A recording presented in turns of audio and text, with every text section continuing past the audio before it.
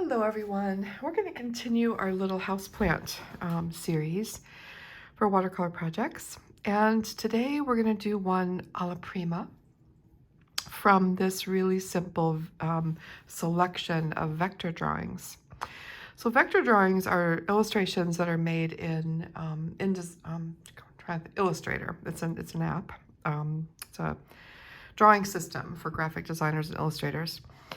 And it just means that they're made digitally with precision, and there are many layers of color and line, and it's not really important. But these are vector drawings. They are not drawn by hand on paper. They are drawn digitally on a computer, and they're really nice to use for reference images because we can take these simple shapes that are sort of positioned in space by value, because this is all on a flat plane, and the only reason we see depth in them is because of value. And we can use that as a really clear demonstration of how we should approach a watercolor version of this. So it's especially good for beginners who are not used to drawing or painting from life, because it does flatten it out for us and clearly shows us the value, okay? So it's a really, really good reference for a beginner who's just trying these techniques for the first time. I'm gonna grab my paints. Here we go. So we're just gonna be using the split primaries. And, you know, I was just gonna use a sketchbook, but I think I'll use watercolor paper. Because I want these to be seen as studies, okay? I don't want you to think of these as like finished things.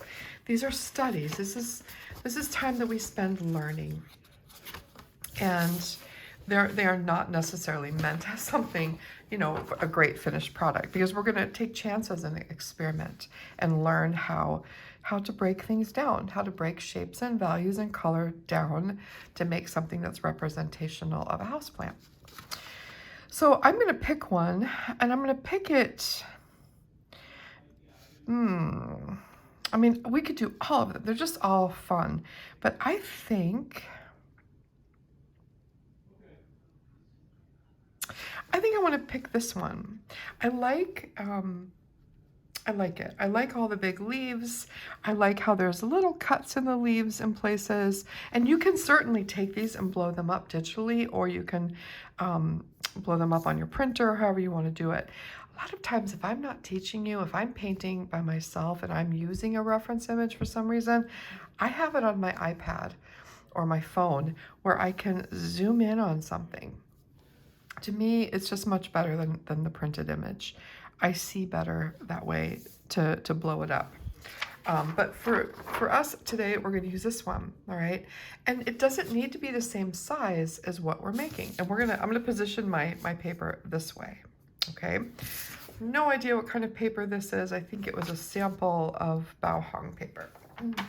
So I'm gonna move my reference image out of the way. You can follow along with yours. And I've got a plate here that I can mix some colors, and I've got my palette, my Winsor & Newton colors. And we're just gonna use the split primary colors today. So I'm gonna use a size 4 brush, all right, which you could also use a 6. I think anything, you know, that would fit well on a 5x7 sheet of paper is fine. Even a little bigger than this would be okay. I should probably go bigger, but it's my favorite brush. So, all right. And the first thing we're going to look at is making a green. Now, the cool thing is we don't have to use the same greens that they're using here. So we can just make a selection of greens that are beautiful to us. And I'm going to use my mixing brush, actually. Be a good girl. And I already have some yellow and blue on my palette, and I can tell you that this is French ultramarine blue and this is Indian yellow. And I can just get started by mixing those together. And if you don't have anything on your palette, you'll just start from scratch. So I'm going to take some French ultramarine, which is always going to give me the most natural greens, okay? Warm blues give us the most natural greens. So I'm going to get a good puddle of French ultramarine going.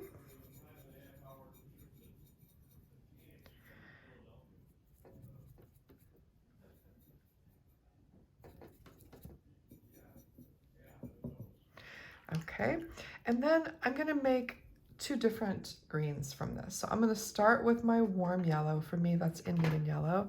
So whatever your warm yellow is. And that's gonna give me sort of a duller natural green, all right, darker. And then I'm gonna use cool yellow in the other one. And for me, that's Aureolin. But whatever your cool yellow is, you're gonna use it on the other side. And that's gonna be just a little bit more vibrant. And we're gonna put a little bit more yellow in. And see, I'm not thoroughly mixing it. I'm just sort of making these colors where they're not all mixed into one shade. So I can dip my brush in many places. And then here where the blue is, all right, so that I still haven't mixed it, I'm gonna put a little bit of warm yellow in there. And I'm gonna put a little bit of red.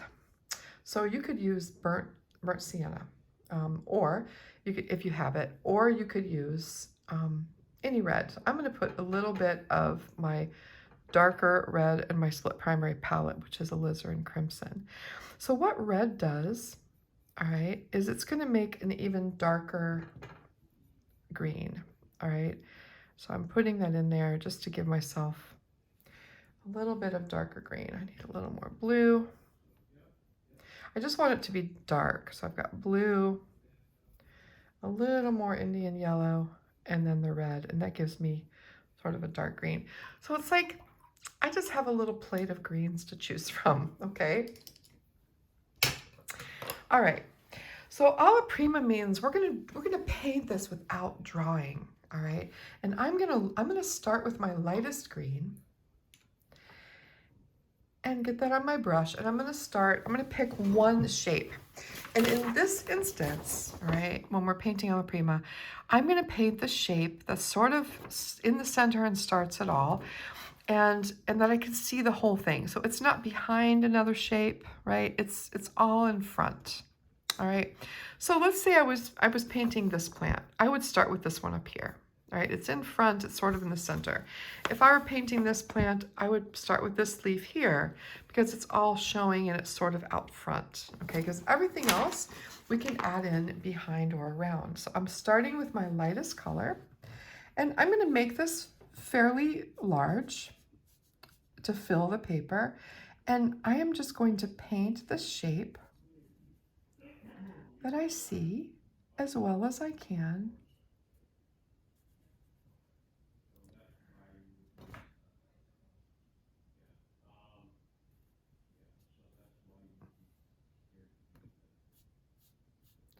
So I've got this light green shape. Now, this is a little too light, right? But I just wanted to start with something, all right? So then I can pick up one of my other greens and add maybe a little line down the center and fill in by dropping in some other color just to make it a little bit more interesting. But it's still not really dark, okay? And I'm just gonna let it be. I'm gonna let it be really fresh, okay? I'll start with my light green again, and then I'm gonna go to the next leaf I see that's in front, which is sort of over here to the side.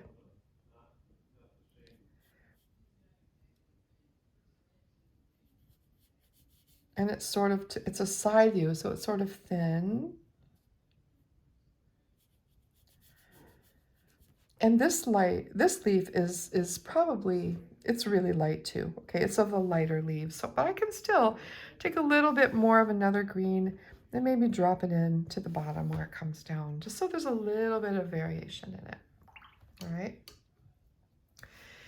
And then I'm painting the light leaves first. And then I look over and there's another light leaf, and it's so there's one that kind of comes out here, and there's one that sort of is like in this area here. And it's sort of,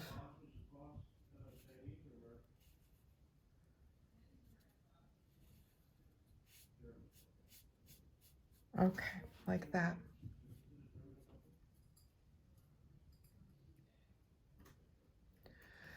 All right, and then again, just dropping in a little bit of another color for some interest.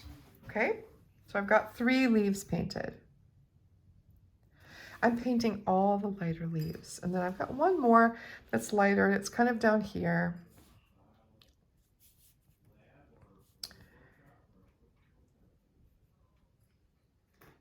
Like this.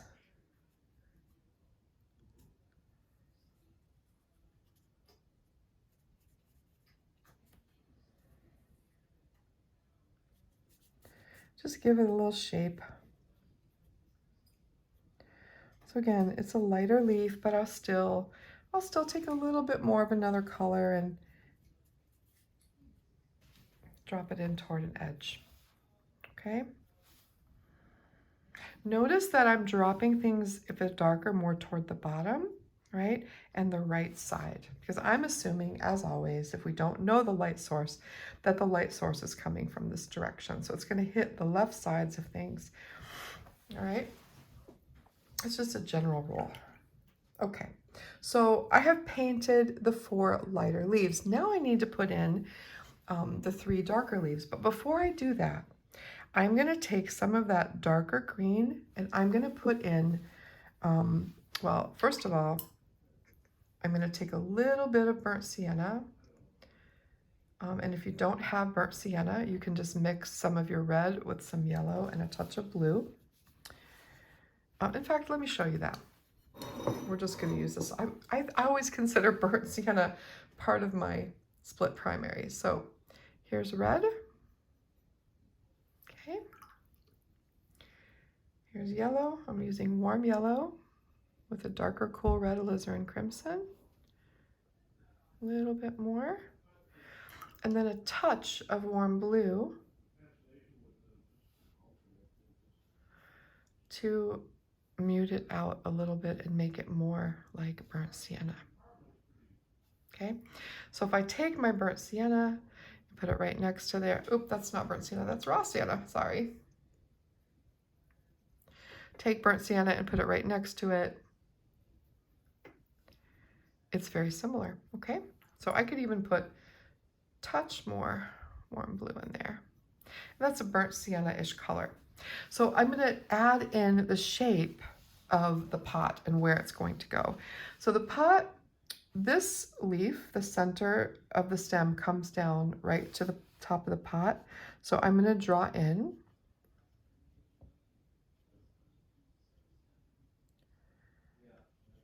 The top of the pot, it kind of comes out to the side.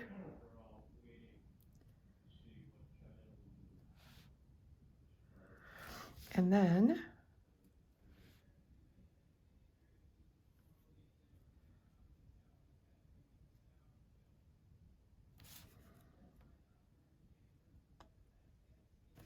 down, and then a little bit of a rounded bottom. So just keep it real simple for now. Just gives us an idea of where we're going, okay? And we can make this more interesting when we come to the pot. But it's sort of a placeholder for now. Okay?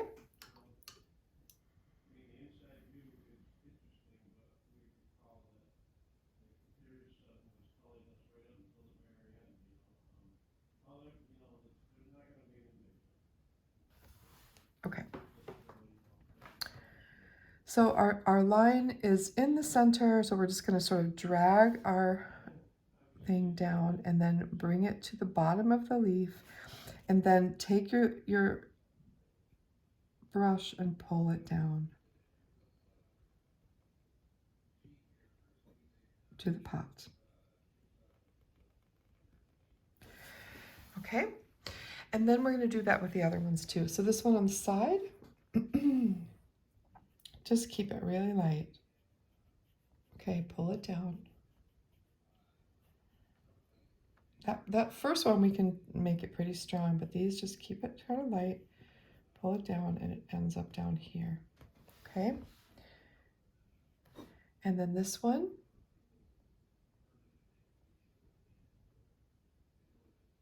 comes down. And then this one, it's sort of up, but it's coming down from behind.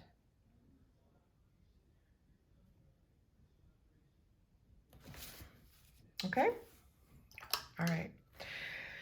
Now we're gonna put in the darker leaves. So I'm gonna start with that first green and grab some of that, okay?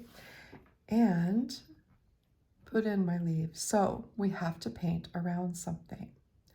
And I'm gonna paint like this. I'm gonna leave a little space because I see a little space. You don't always see it. My eyes especially don't see it. So if you see a little space that you wanna leave, you can leave it. This leaf kind of comes to the edge of that one and then comes down. And it definitely comes over this, behind this one and up.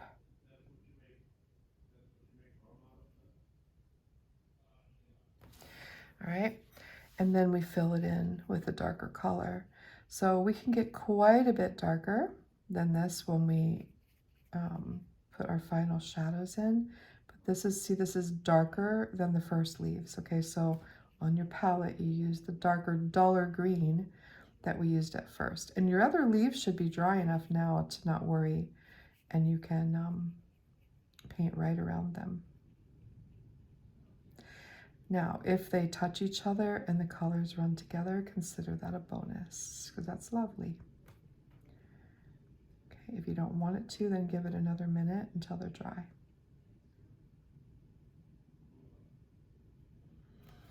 Okay, so that one now is behind the first one.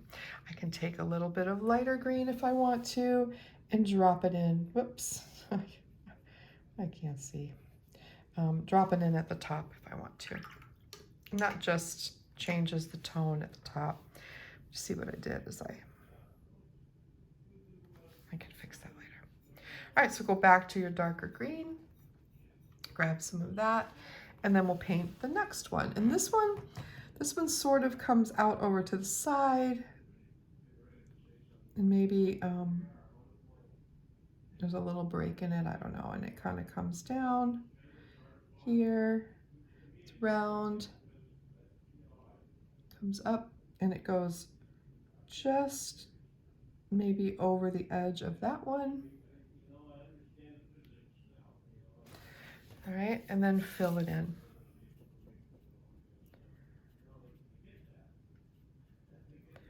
If this is that bow, I think it's the bow hung paper, I'll tell you, I really like it. I've been using it a lot. It's not that much less than buying Arches, to be honest with you, unless I'm not finding the right source for it. But I like it a whole lot better than I like Arches.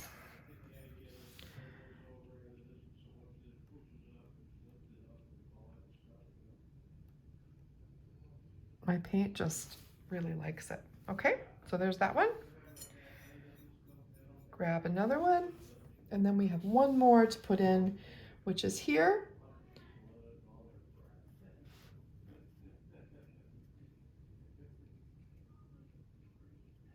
Okay, and this one just sort of skirts the edge of that one, comes up, bends over a little bit, comes down. I see a little break in that one, so I can put it in. You don't have to put all the breaks, but if you put a few in, that's nice. I need to wet my brush.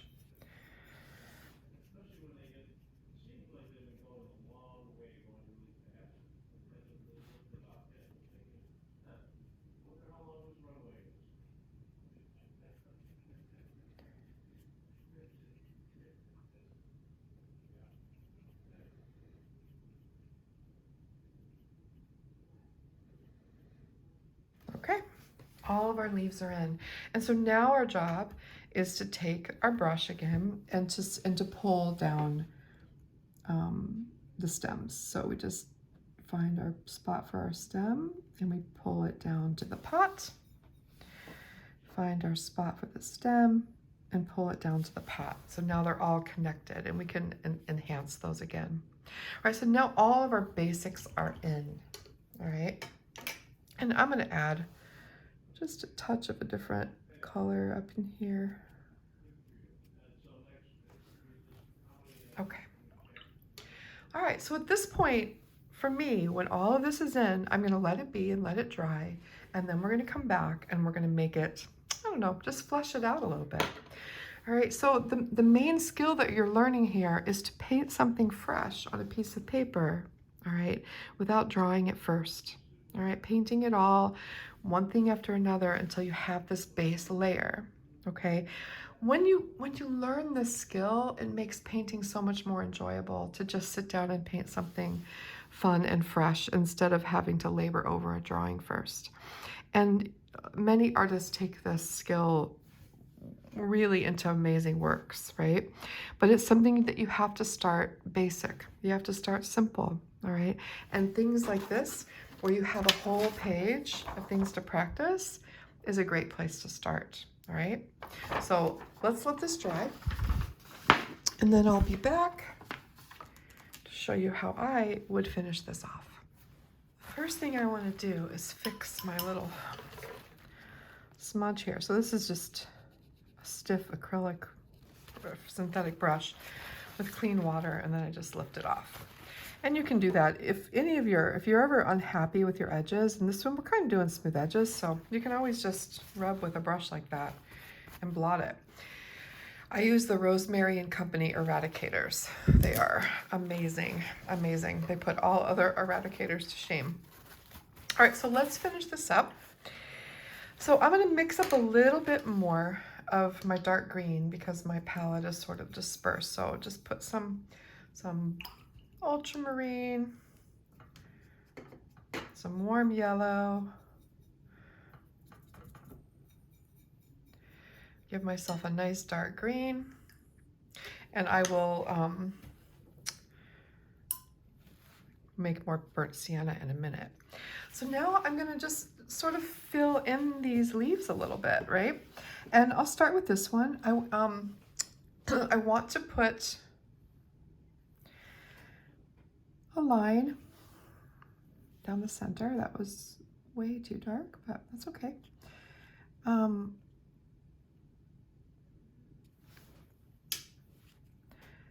And I can just soften that. I went too thick up there at the top. I can just soften it like that. But we want that, oh, I forgot to put a line on that one.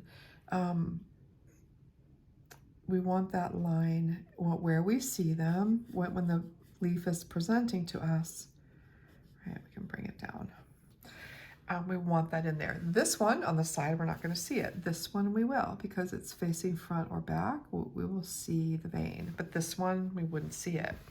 This one we would not see it. This one we would see it. It would kind of come this way and then come down, okay? And then this one comes up and down, okay? So we're just adding that little bit like that. And then I want to make sure that my veins, my stems, not my veins, come down. And so I just go around and I make sure that they connect to the leaf and to the pot, okay? Each and every one of them.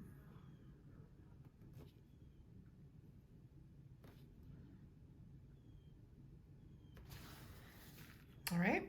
Now, if you want to, you can go in and you can add a little bit of dark in a few places if you feel like it's going to enhance the shapes of the leaves. So I can just add in a little bit of that darker green and then just soften it in if I want to. All right, maybe a little bit of dark down here. And then you just rinse your brush and you use clean water to soften those edges. Okay, same thing over here. Maybe it's a little dark right in here. Okay, we don't have to have that flat look of the vector illustration. We can add in some variation with the watercolor. Maybe there's a little darkness down in here. And then with a clean brush, I just soften it in. Maybe there's a little bit up here.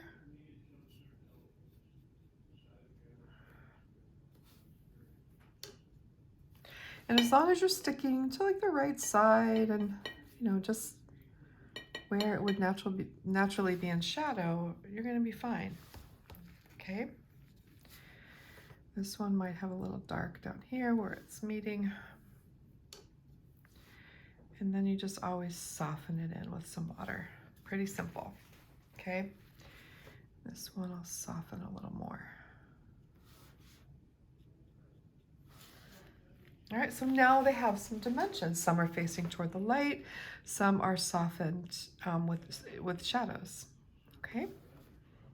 So very simple. Just keep it simple and fresh.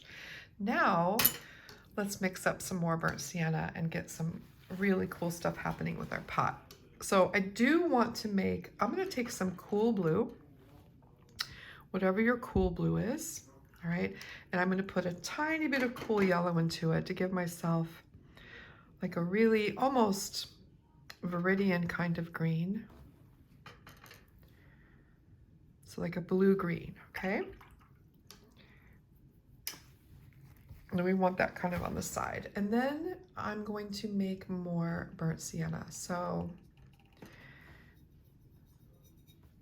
I'm using permanent alizarin crimson, which is my darker cool red. I have two cool reds instead of a warm red. And then I'm going to use Indian yellow to make orange, to get it on the orange side. All right, burnt sienna is really a red-orange. And then I'm going to use some of my cool blue to mute it out until it becomes more like burnt sienna. Okay, like a terracotta color. All right. Now I'm going to skip over the very top of my pot here, and I'm going to start with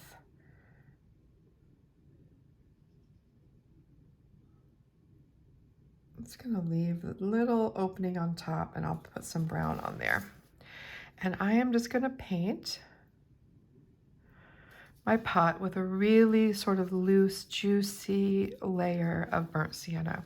I want it juicy. I want the paint to be really wet here so that it has a chance to granulate, because ultramarine has the granulation properties. If we were using burnt sienna, it would granulate on its own, all right?